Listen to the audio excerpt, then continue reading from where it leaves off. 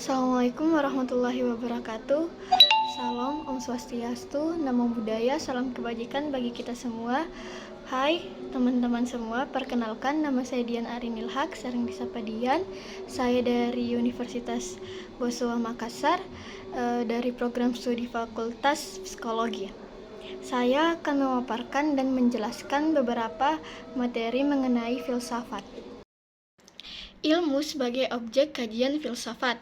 Pada dasarnya, setiap ilmu memiliki dua macam objek, yaitu objek material dan objek formal.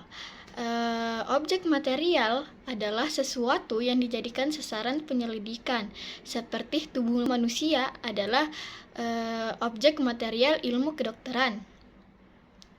Sedangkan objek formal adalah metode untuk memahami objek material tersebut, seperti pendekatan induktif dan deduktif. Filsafat sebagai proses berpikir yang sistematis dan radikal juga memiliki objek material dan juga objek formal. Objek material filsafat adalah segala yang ada, segala yang mencakup yang ada atau ada yang tidak tampak. Ada yang tampak adalah dunia empiris, dan ada yang tidak tampak adalah alam empiris. Sebagian filosof membagi objek material filsafat atas 3 bagian, yaitu yang ada dalam empiris, yang ada dalam kemungkinan, dan yang ada dalam pikiran. Adapun objek formal filsafat adalah sudut pandang yang menyeluruh, radikal, dan rasional tentang segala yang ada. Cakupan objek filsafat lebih luas dibandingkan ilmu. Kenapa? Karena ilmu hanya terbatas pada persoalan yang empiris aja, sedangkan filsafat mencakup yang empiris dan non-empiris. Objek ilmu terkait dengan filsafat pada objek empiris di samping itu. Secara historis, ilmu berasal dari kajian filsafat, karena awalnya filsafatlah yang melakukan pembahasan tentang segala yang ada ini secara sistematis, rasional, dan logis, termasuk hal yang empiris. Setelah berjalan beberapa lama, kajian yang terkait dengan hal yang empiris semakin bercabang dan berkembang, sehingga menimbulkan spesialisasi dan menampakkan kegunaan yang praktis. Inilah proses terbentuknya ilmu secara berkesinambungan. Wildaran mengibaratkan filsafat bagaikan pasukan marinir yang merebut pantai untuk pendaratan pasukan infanteri. Pasukan infanteri ini adalah sebagai pengetahuan yang diantaranya adalah ilmu. Filsafatlah yang menyediakan tempat berpijak bagi kegiatan keilmuan. Setelah itu berkembang sesuai dengan spesialisasi masing-masing, sehingga ilmulah secara praktis membelah gunung dan merambah hutan. Setelah itu, filsafat kembali ke laut lepas untuk berspekulasi dan melakukan eksplorasi lebih jauh. Karena itu, filsafat oleh para filosof disebut sebagai induk ilmu, sebab dari filsafatlah ilmu-ilmu modern dan kontemporer berkembang, sehingga manusia dapat menikmati ilmu dan sekaligus buahnya, yaitu teknologi. Awalnya, filsafat terbagi pada teoritis dan praktis. Filsafat teoritis mencakup metafisika, matematika, dan logika, sedangkan filsafat praktis adalah ekonomi, politik, hukum, dan etika. Setiap bidang ilmu ini kemudian berkembang dan menspesialisasi, seperti fisika berkembang menjadi biologi, biologi berkembang menjadi anatomi, kedokteran, dan kedokteran pun terspesialisasi menjadi beberapa bagian. Perkembangan ini dapat diibaratkan sebagai pohon dengan cabang dan ranting yang semakin lama semakin rindang. Bahkan dalam perkembangan berikutnya, filsafat tidak hanya dipandang sebagai induk dan sumber ilmu, tetapi sudah merupakan bagian dari ilmu itu sendiri, yang juga mengalami spesialisasi. Dalam taraf peralihan ini, filsafat tidak mencakup keseluruhan, tetapi sudah menjadi sektoral. Contohnya, filsafat agama, filsafat hukum, dan filsafat ilmu. Filsafat ilmu adalah bagian dari perkembangan filsafat yang sudah menjadi sektoral dan terkotak dalam satu bidang tertentu. Filsafat ilmu yang sedang dibahas ini adalah bagian yang tidak terpisahkan dari tuntutan tersebut, karena filsafat tidak dapat hanya berada pada laut lepas, tetapi diharuskan juga dapat membimbing ilmu di sisi lain. Perkembangan ilmu yang sangat cepat tidak saja membuat ilmu semakin jauh dari induknya, tetapi juga mendorong munculnya arogansi dan bahkan kompartementalisasi yang tidak sehat antara satu bidang ilmu dengan yang lain. Tugas filsafat diantaranya adalah menyatukan visi keilmuan itu sendiri, agar tidak terjadi bentrokan antara berbagai kepentingan. Dalam konteks inilah kemudian ilmu sebagai kajian filsafat sangat relevan untuk dikaji dan didalami. Ilmu sebagai objek kajian filsafat sepatutnya mengikuti alur filsafat, yaitu objek material yang didekati lewat pendekatan radikal, menyeluruh, dan rasional. Begitu juga sifat pendekatan spekulatif dalam filsafat sepatutnya merupakan bagian dari ilmu. Karenanya, ilmu dilihat pada posisi yang tidak mutlak, sehingga masih ada ruang berspekulasi demi pengembangan ilmu itu sendiri. Dalam pengertian filsafat ilmu, filsafat dan hikmah. Filsafat dalam bahasa Inggris yaitu filosofi.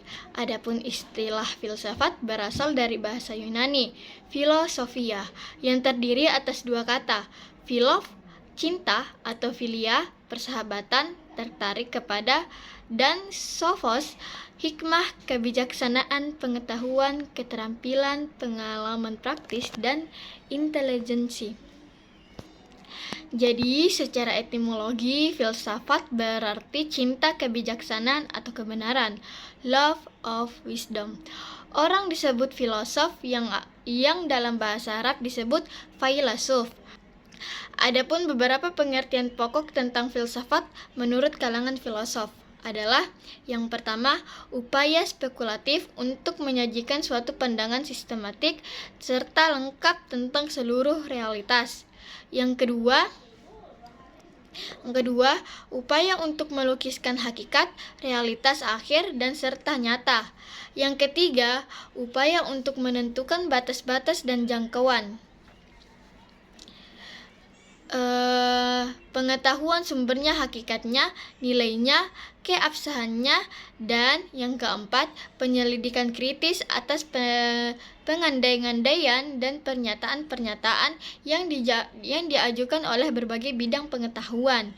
Yang kelima, disiplin ilmu yang berupaya untuk membantu Anda melihat apa yang Anda katakan untuk mengatakan apa yang Anda lihat. Pengertian ilmu. Ilmu berasal dari bahasa Arab. Alima ya'lamu, ilman dengan wazan fa'ila yaf'alu, yang berarti mengerti, memahami, benar-benar seperti ungkapan. Asmu'i telah memahami pelajaran filsafat ilmu. Dalam bahasa Inggris disebut science, dari bahasa Latin scientia, pengetahuan. Scaire, mengetahui. Sinonim yang paling dekat dengan bahasa Yunani adalah epitisme. Jadi, pengertian ilmu yang terdapat dalam kasus bahasa Indonesia adalah pengetahuan tentang suatu bidang yang disusun secara bersistem menurut metode-metode tertentu yang dapat digunakan untuk menerangkan gejala-gejala tertentu di bidang pengetahuan itu. Adapun beberapa ciri utama ilmu menurut terminologi antara lain adalah yang pertama, sebagian pengetahuan bersifat koheren, empiris, sistematis, dapat diukur dan dibuktikan. Berbeda dengan iman, yaitu pengetahuan yang didasarkan atas keyakinan kepada yang gaib dan penghayatan serta pengalaman pribadi. Yang kedua, berbeda dengan pengetahuan, ilmu tidak pernah mengartikan kepingan pengetahuan satu putusan tersendiri. Sebaliknya, ilmu menandakan seluruh kesatuan ide yang mengacu ke objek atau alam objek yang sama dan saling berkaitan secara logis. Karena itu, koherensi sistematik adalah hakikat ilmu. Prinsip-prinsip objek dan hubungan-hubungan yang tercermin dalam kaitan-kaitan logis yang dapat dilihat dengan jelas bahwa prinsip metafisis objek menyingkapkan dirinya sendiri kepada kita dalam prosedur ilmu secara lamban, didasarkan pada sifat khusus intelek kita yang tidak dapat dicirikan oleh visi rohani terhadap realitas tetapi oleh berpikir. Yang ketiga, ilmu tidak memerlukan kepastian lengkap berkenaan dengan masing-masing penalaran perorangan, sebab ilmu dapat memuat di dalamnya dirinya sendiri hipotesis. Hipotesis dan teori-teori yang sebelum sepenuhnya dimantapkan. Yang keempat, di pihak lain yang seringkali berkaitan dengan konsep ilmu, pengetahuan ilmiah, adalah ide bahwa metode-metode yang berhasil dan hasil-hasil yang terbukti pada dasarnya harus terbuka kepada semua pencari ilmu. Rupanya baik untuk tidak memasukkan persyaratan ini dalam definisi ilmu, karena objektivitas ilmu dan kesamaan hakiki daya persyaratan ini pada umumnya terjamin. Yang kelima, hakikat lainnya dari ilmu ialah metodologi, sebab kaitan logis yang dicari ilmu tidak dicapai dengan penggabungan tidak teratur dan tidak terarah dari banyak pengamatan dan ide yang terpisah-pisah. Sebaliknya, ilmu menuntut pengamatan dan berpikir metodis, tertata rapi, alat bantu metodologis. Yang penting adalah terminologi ilmiah yang disebut belakangan ini mencoba konsep-konsep ilmu. Nomor 6. Kesatuan setiap ilmu bersumber di dalam kesatuan objeknya. Teori skolastik mengenai ilmu membuat perbedaan antara objek material dan objek formal. Yang terdahulu adalah objek konkret yang disimat ilmu, sedangkan yang belakangan adalah aspek khusus atau sudut pandang terhadap objek material. Yang mencirikan setiap ilmu adalah objek formalnya, sementara objek material yang sama dapat dikaji oleh banyak ilmu. Pembagian objek studi mengantar ke spesialisasi ilmu yang terus bertambah. Gerakan ini diiringi bahaya pandangan sempit atas bidang penelitian yang terbatas, sementara